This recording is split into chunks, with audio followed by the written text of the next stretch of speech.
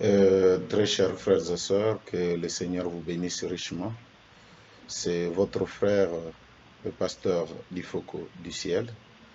Je viens en ce matin, après avoir observé un petit silence, parce que la Bible dit, en temps de crise, le sage reste calme.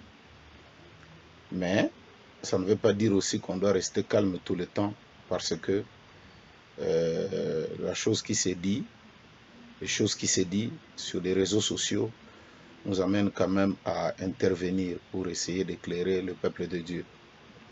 Et ceci, c'est en rapport tout d'abord, avec une déclaration que j'ai dû faire où je disais que Jésus-Christ a terminé sa course dans l'homme appelé William Marion Branham. Alors, cela a posé pas mal de questions de la part des frères, que ce sont même des frères du message. Et pire que ça, et je crois que ça, j'aimerais y intervenir vers la fin sur cette déclaration-là.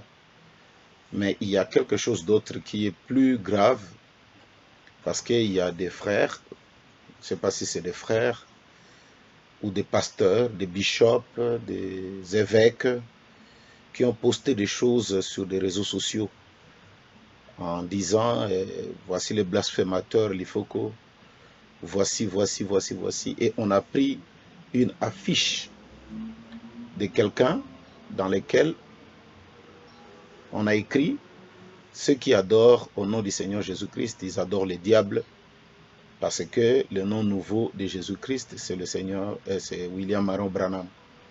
Et on a pris cette affiche, on a collé en disant que c'est moi qui ai publié ça.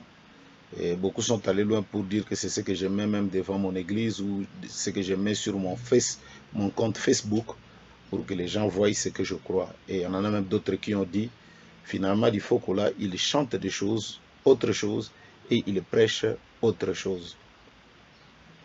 Alors, tout d'abord de 1, je voulais dire ceci.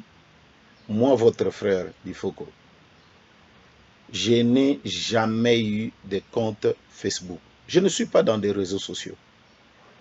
Justement pour éviter tout ce que nous vivons là.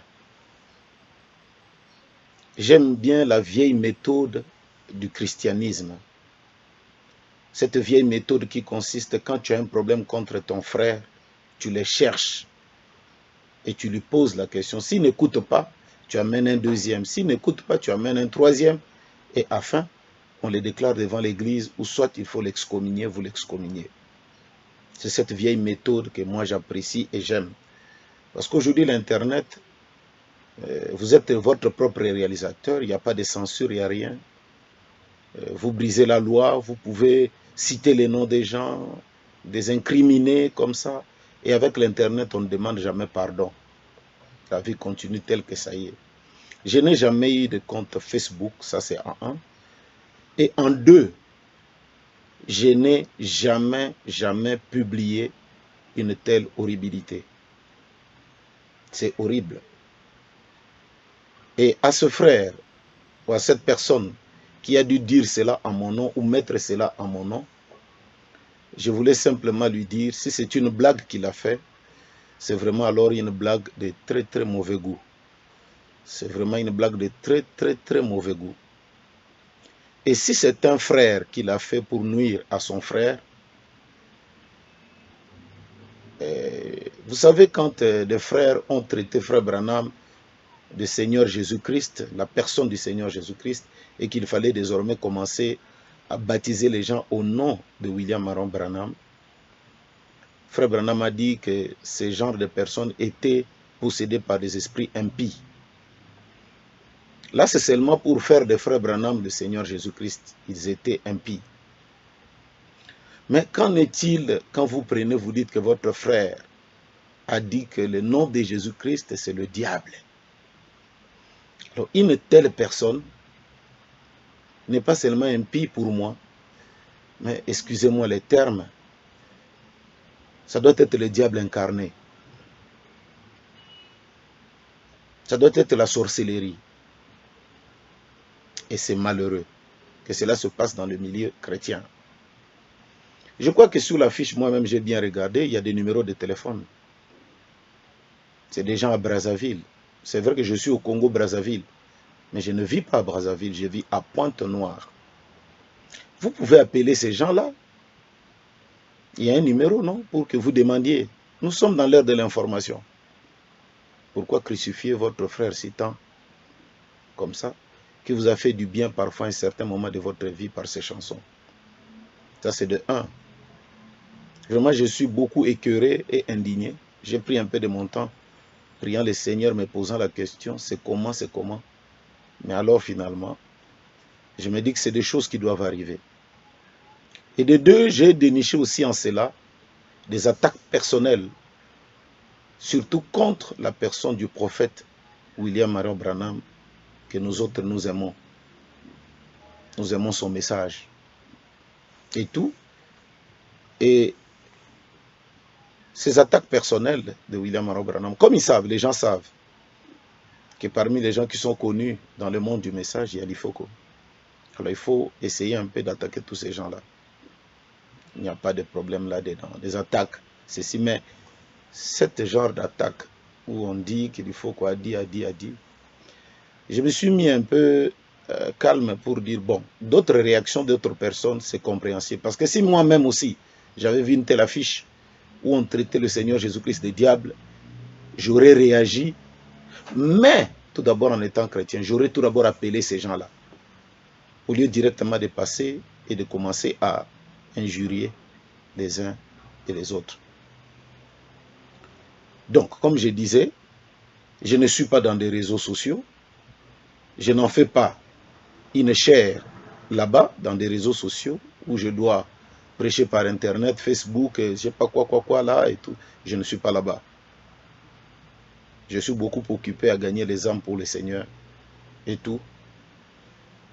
Et maintenant, je voudrais un peu arriver au vif du sujet. C'est-à-dire, est-ce que quand je parle de Jésus-Christ qui a terminé sa course dans l'homme appelé William Marion Branham, pour les autres, les frères, comme je lis là, c'est ça le blasphème. Dire que Jésus-Christ a terminé sa course dans l'homme appelé William Marion Branham, c'est ça le blasphème. Alors, écoutez bien mes frères et sœurs. Nous autres qui croyons le message de William Marion Branham, nous avons des versets de la Bible.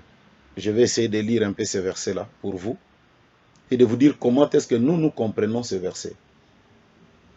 Tout d'abord dans les livres de Malachie, parce que pour nous, nous croyons que le prophète William Marion Branham est venu accomplir Malachie 4.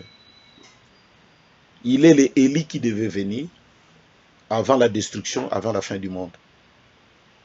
Pour les autres, ils disent Élie, c'est Sun Myung Moon, les autres disent Élie, c'est tel, les autres disent Élie, c'est tel. Ils sont libres de croire ce qu'ils veulent.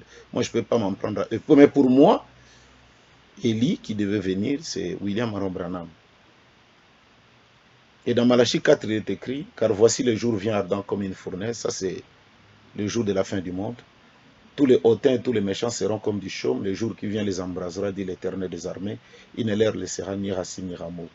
Mais pour vous qui craignez mon nom, se levera le soleil de la justice. En ce jour-là, le soleil de la justice se levera. Et la guérison sera sous ses ailes. Vous sortirez, vous sauterez comme le veau d'une étable. Et vous foulerez les méchants, car ils seront comme de la cendre sous la plante de vos pieds au jour que je prépare, dit l'Éternel des armées. Souvenez-vous de la loi de Moïse, mon serviteur, auquel j'ai prescrit en oreille pour tout Israël des préceptes et des ordonnances.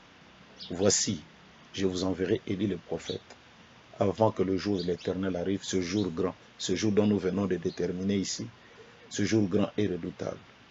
Il ramènera le cœur des pères à leurs enfants, et le cœur des enfants à leurs pères, des pères que je ne vienne frapper le pays d'interdit. Pour beaucoup, ils disent que c'est Jean-Baptiste, mais Jean-Baptiste est venu au temps de la grâce. Ici, on nous parle du jour du jugement qui doit venir, c'est-à-dire de la fin du monde. Avant que ce jour n'arrive, Élie doit venir. Ça aussi, vous êtes libre de ne pas croire que c'est ça ou c'est ça.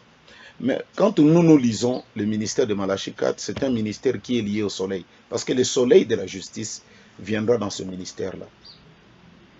Alors, pas simplement ça, nous croyons aussi ce qui est écrit dans les livres, je vais lire ici, dans la Bible, dans le livre de Matthieu 24, verset 27, « Car comme l'éclair part de l'Orient et se montre jusqu'en Occident, ainsi sera l'avènement du Fils de l'homme. » Car comme l'éclair quitte l'Orient et se montre jusqu'en Occident, ainsi sera l'avènement du Fils de l'homme. Donc le Fils de l'homme, son avènement, sera exactement comme l'éclair. Mais il y a d'autres traductions de la Bible, on dit comme le soleil quitte l'Occident, l'Orient plutôt, et se montre en Occident, ainsi sera l'avènement du Fils de l'homme. Je vous ai dit ici que Malachie 4, son ministère aussi est lié au soleil. Pour nous qui croyons le message de Branham, il nous a dit ceci, je vais essayer de lire, dans sa prédication prêchée en 1962, le 13-7, paragraphe 222, intitulé de ce moment, il dit « La civilisation est venue de l'Est et a suivi le soleil à l'Ouest. » Et c'est vrai, c'est la côte ouest maintenant. Si elle se déplace encore, elle retournera à l'Est. J'aimerais prêcher sur cela.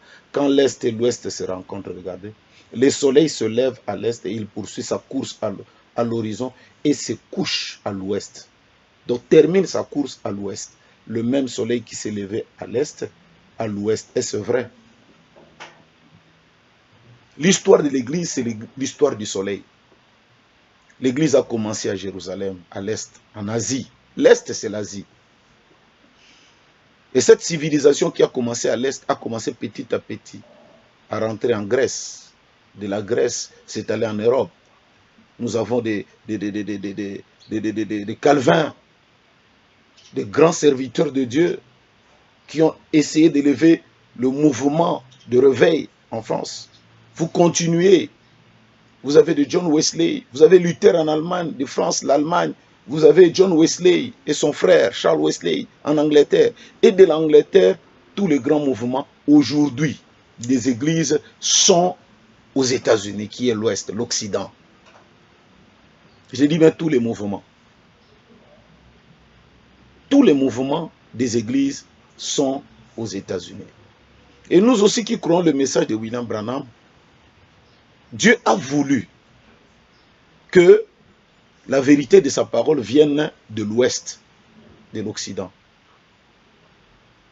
Je vais relire encore d'autres citations. Comme ça, s'il y aura des attaques comme ça serait bien que vous vous attaquiez à Frère Branham directement et nous allons savoir de quoi il s'agit.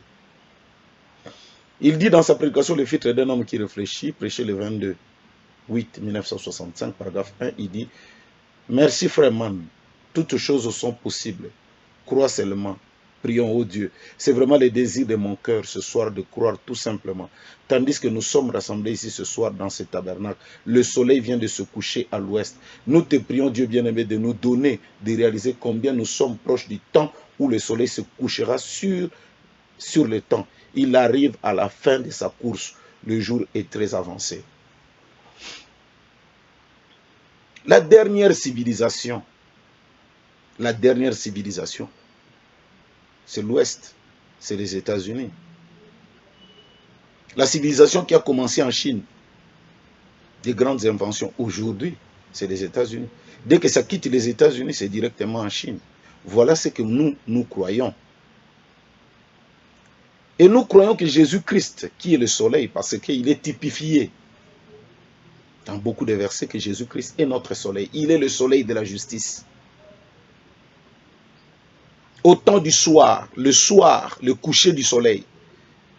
Et les États-Unis est appelé le coucher du soleil, ou l'Occident. Au temps du soir, il y aura de la lumière. Pour nous qui croyons le message, donc géographiquement, Dieu nous a institué où dormira le soleil, ou la révélation de sa parole. Voilà. Vous pouvez discuter, vous pouvez dire non, c'est aussi en RDC, ça c'est vous. Il y a aussi des gens qui ont des versets pour dire que c'est un pays béni et tout, et tout, et tout. Moi aussi, en tant que Congolais, je pouvais dire ça. Mais, il s'avère que, pour nous, on a vu. Parce que si cela s'avère être en RDC, il y a des caractéristiques. C'est Jésus-là, ce soleil, s'il se couche, il termine sa course à l'ouest, comment est-ce que ce ministère avait commencé à l'est? Pour que nous puissions l'identifier à l'ouest.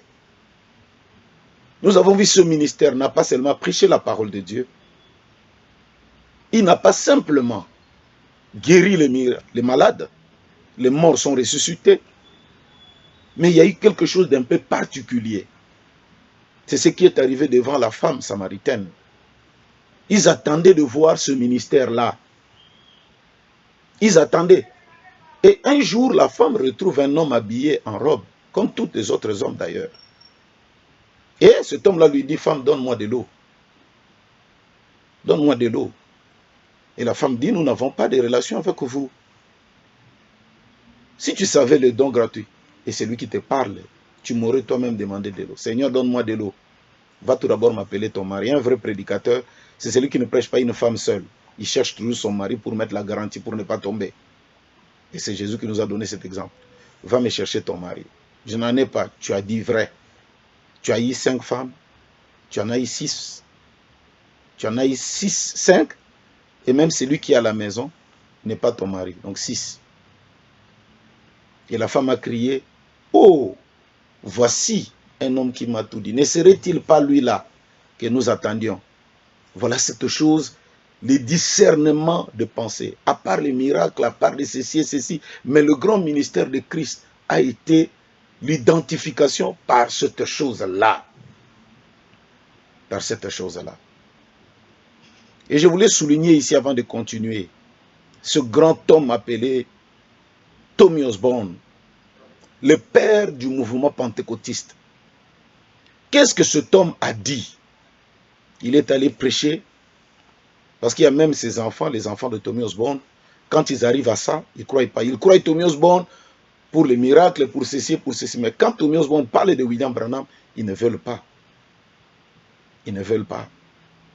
Ils sont aussi libres. Tommy Osborne est allé en Inde prêcher et il a échoué.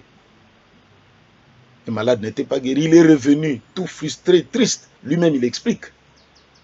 Avec sa femme Daisy. Et il est allé dans l'église de Frère Branham.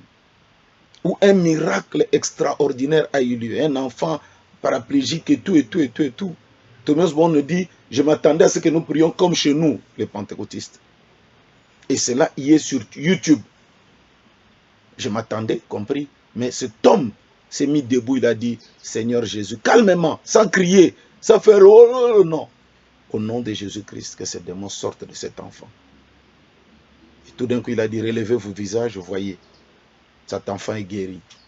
C'est Tommy Osborne qui a dit le premier, c'est Tommy Osborne. Il a dit, ce jour-là, j'ai vu le Seigneur Jésus-Christ dans la chair d'un homme appelé William Marion Branham. Je crois que s'il y a quelqu'un qui a commencé à blasphémer en ce temps-là, ça doit être Tommy Osborne. Ça doit être lui. Est-ce que le fait de croire que Jésus-Christ entre dans un frère, dans un homme, c'est ça le blasphème? La Bible ne dit-elle pas, voici je suis avec vous, parmi vous, et même en vous, jusqu'à la fin des temps. En nous, jusqu'à la fin des temps. Donc le langage de dire que Jésus-Christ entre dans un homme, ce n'est pas blasphémer. À ma petite connaissance de la parole de Dieu, ce n'est pas blasphémer. Mais nous, comme je l'ai dit, je reviens à la révélation du Seigneur Jésus-Christ. Le soleil qui doit se coucher, finir sa course à l'ouest. Je viens de vous lire ici, Frère Branham l'a dit. Dans la foi transmise aux saints une fois pour toutes, ça c'est lui qui l'a dit. Prêcher le 1er 5 1955, paragraphe 50, vers le bas, je vais prendre juste le bas, il dit, il en est de même de l'église de Dieu ce soir, puisque la même foi qui fut transmise aux saints une fois pour toutes est transmise aujourd'hui. Le soleil s'est levé à l'est, ils embellissent leur voix en dehors de cela avec la théologie. C'est un jour qui n'est ni jour ni nuit, mais le prophète a dit, vers le soir, où se couche le soleil à l'ouest, Où s'élève-t-il à l'est? Qui était le premier à recevoir le Saint-Esprit autrefois, là au commencement? Qui est ce peuple oriental, les Juifs, les Grecs et les autres? Qui le reçoit dans les derniers jours, quand le soleil se couche? Les États-Unis d'Amérique, la dernière civilisation. Donc c'est ça pour nous la dernière phase du ministère du soleil. Et comme on le dit, la Bible dit, ce qui arriva du temps de Lot dans Sodome et Gomorrhe arrivera de même à la fin des temps. Elle arrivera de même à l'avènement du Fils de l'homme. Comment le Fils de l'homme se révélera? Comment il va se révéler? Qu'est-ce qui s'est passé du temps de Lot? Abraham a commencé à intercéder pour son neveu. Et tout d'un coup, il voit 3 hommes qui viennent. La Bible dit qu'il y a eu 3 hommes. Mais l'un d'eux était Dieu qui était entré dans un homme. C'est ce que la Bible nous dit dans les livres de Genèse. Et il est venu devant Abraham et il a parlé avec Abraham. Il a parlé pour aider son frère Lot. Ne sommes-nous pas dans l'âge sodomique? Qu'est-ce que Sodome et Gomorrhe? Ce n'était pas les mariages homosexuels. Ce n'est pas toutes ces saletés que nous voyons aujourd'hui. Déjà, le monde appelle, le monde dans lequel nous vivons, c'est Sodome et Gomorrhe. Si le monde est devenu Sodome et Gomorrhe, mais ça ne s'arrête pas là. Dieu aussi doit visiter son peuple. Dieu doit visiter son peuple. Alors, pour nous, cet homme-là, quand il était venu, il a tourné les dos à la salle. Il a discerné les pensées de Sarah. C'est cette spécialité-là, ce ministère-là de Jésus-Christ. Non pas seulement guérir le malade, parce qu'on peut guérir même le malade et aller en enfer, parce que la Bible dit, en ce jour-là, beaucoup viendront, ils diront, n'avons-nous pas guéri les malades en ton nom? Et il leur dira, éloignez-vous de moi, ouvriers d'iniquité. Mais révélez le Fils de l'homme. Voilà, cette manifestation du Fils de l'homme par le don du discernement. 2000 ans l'Église a circulé comme ça. Mais voilà qu'un homme, un primérien, qui n'a pas étudié, est venu sur la scène. Les Américains même n'ont pas compris ce ministère. Ils ont appelé ça de la télépathie. Le FBI est venu enquêter sur cet homme. Comment un homme imprimérien et tout, les autres ont même dit comme il a des ancêtres des Indiens, donc c'est les totems de leur famille. Mais souvenez-vous, il y a la loi de la reproduction. Si c'est des totems, mais on ne peut pas aimer Jésus-Christ avec des totems. Excusez-moi, c'est incompatible. Alors, ce ministère-là, Frère Branham lui-même l'a dit ici, ce ministère-là doit se révéler dans sa prédication, le procès. Parce que même là, même dans le milieu du message, nous sommes encore en discussion avec nos frères. Les autres disent que le Fils de l'homme s'est révélé aussi dans l'Église. Moi aussi, je le crois. Il s'est révélé dans le corps de l'Église. Parce que la Bible dit, tout ce qui était en Christ, en Dieu, Dieu l'a déversé en Christ. Tout ce qui est en Christ, Christ l'a déversé dans son Église. Je le crois. Mais ici, il s'agit ici de révéler le ministère du Fils de l'homme qui prend l'attrait particulier du discernement des pensées. Lui-même, il est dit dans le procès, paragraphe 209. Je ne dis pas que votre pasteur ou quelqu'un d'autre recevrait les dons de discernement. Ils n'ont pas à faire ça, ce n'est pas leur appel, ce n'est pas leur appel faire cela. Il doit y en avoir un seul dans un âge. Et ça, j'ai dit à tous les frères qui croient vraiment le message véritablement, de soutenir ce genre de choses. Ce n'est pas du faux, c'est le prophète qui a parlé.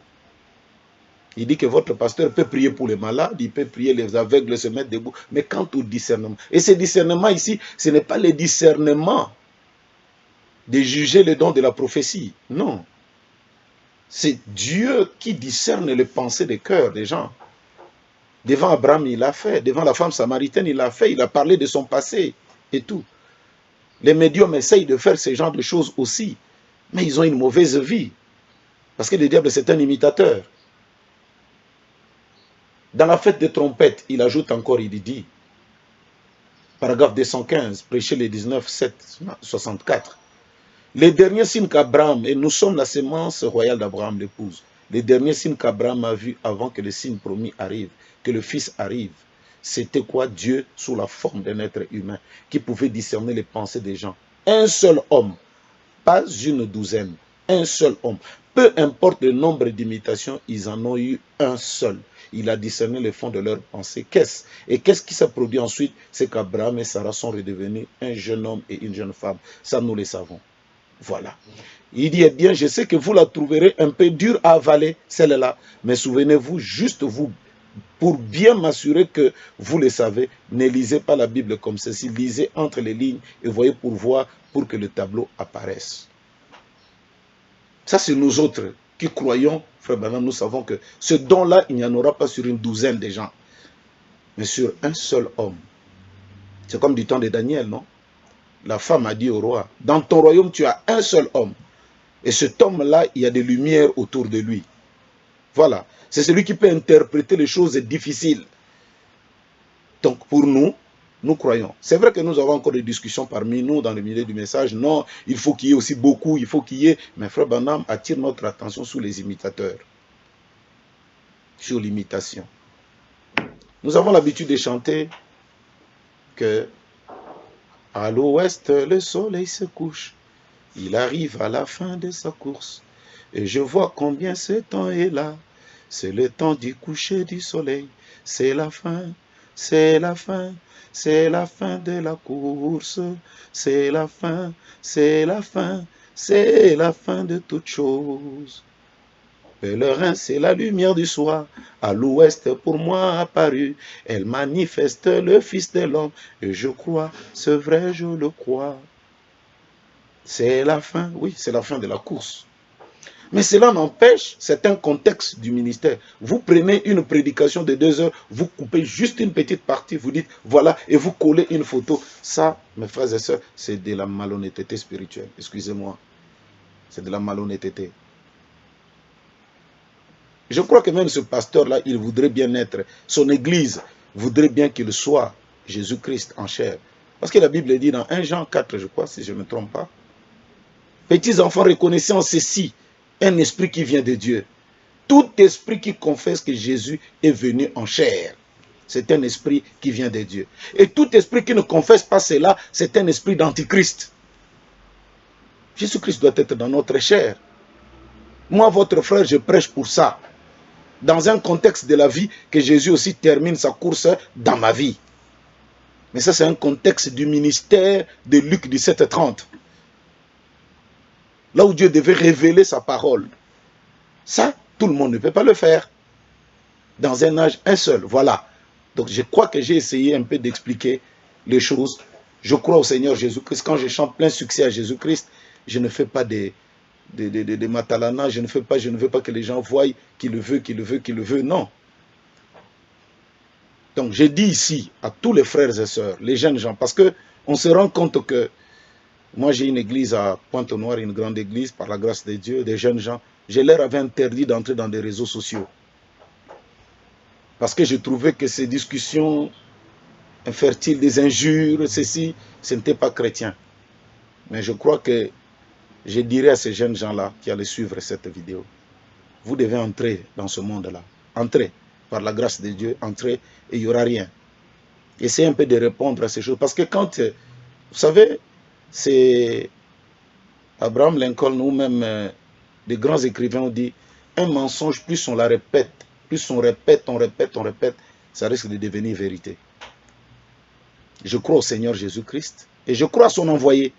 La vie éternelle qui te reconnaisse, toi le véritable Dieu, et celui que tu as envoyé. Paul a dit, n'aie pas honte de moi. Donc je n'ai pas honte de croire que je crois le message de William Aaron Branham. Je chante. Si mes chansons étaient mauvaises, c'était des balivernes. Aujourd'hui, beaucoup d'artistes n'allaient pas prendre ça pour chanter. Et s'ils chantent, c'est parce qu'ils trouvent que notre message, et beaucoup de frères du message sont des gens sérieux.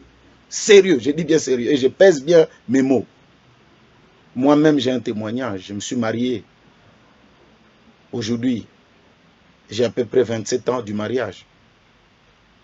Vous n'avez jamais entendu il faut qu'on la balle, il faut que... C'est à cause du message là. C'est parce que j'ai Christ en moi, j'ai Jésus-Christ dans ma vie. Et je prêche que Jésus-Christ doit s'incarner dans ma vie. pour vivre sa parole dans ma vie. Voilà un peu, frères et sœurs, cette chose qui, je demande à tous les jeunes de Forum du Message, prenez un peu cette vidéo et essayez de répondre à ces gens-là. Si vous voulez vous en prendre à William Branham qui a dit que celui qui révèle le ministère du Fils de l'homme, un seul, pas deux, prenez-vous-en en lui. Ou alors attaquez le prophète. Mais ne me faites pas dire ce que moi je n'ai pas fait, ni ce que je n'ai pas dit. Je n'ai jamais, mes prédications sont dans le YouTube. Vous ne verrez jamais en aucun jour où j'ai dit au nom de William Maron Branham. Au contraire, j'ai prêché. Parce que frère Branham dit, si vous venez dire que Seigneur, me voici, je viens au nom de William Maron Branham, vous serez rejeté du ciel. Voilà. C'est ce que je crois. Mais dire que Jésus-Christ est entré dans la chair de William Branham, ça, je crois ça. Et je crois que Dieu aussi est entré dans ma chair pour vivre sa parole. Parce que la Bible déclare, voici je suis avec vous, et même en vous, jusqu'à la fin des temps. Et pour terminer, je ressouligne les paroles de Thomas Osborne. Ce jour-là, j'ai vu Jésus-Christ marcher sous les rues de Kentucky dans un homme appelé William Marion Branham. En prenez voir Thomas Osborne et ensuite traitez-les de démons et traitez-les de tous les noms. Mais quant à nous, nous n'avons jamais adoré William Marion Branham. L'adorable, le louable et l'élevable, c'est le Seigneur Jésus-Christ. Et en qui je vous salue au nom du Seigneur Jésus-Christ. Que le Seigneur vous bénisse richement et merci. À tous les frères, ça fait mal à beaucoup de gens qui ont entendu. Et l'autre même a dit, j'ai vu des déclarations, il faut attraper, il faut qu'au mandat d'arrêt. Bon. Qu'est-ce qu'il faut dire en cela? Qu'est-ce qu'il faut dire? Il y a des gens qui croient que le Saint-Esprit c'est un homme. Il est dans le Bas-Congo. Est-ce que vous les avez attrapés? Donc voilà, la Constitution dit que chacun est libre d'exercer sa religion. Aussi longtemps que cette religion n'entrave pas la sécurité du territoire. Laissez-le. Parmi nous-mêmes, nous avons ce combat-là avec les gens qui adorent Branham. J'ai été atteint que j'ai prêché et j'ai dit ouvertement devant les gens que ceux qui adorent William Branham sont des lépreux. Et je ne le fais pas parce que moi je vais me cacher, non. C'est la stricte vérité. Que le Dieu de William Branham vous bénisse richement. Son nom c'est le Seigneur Jésus-Christ. Merci et shalom. Ciao.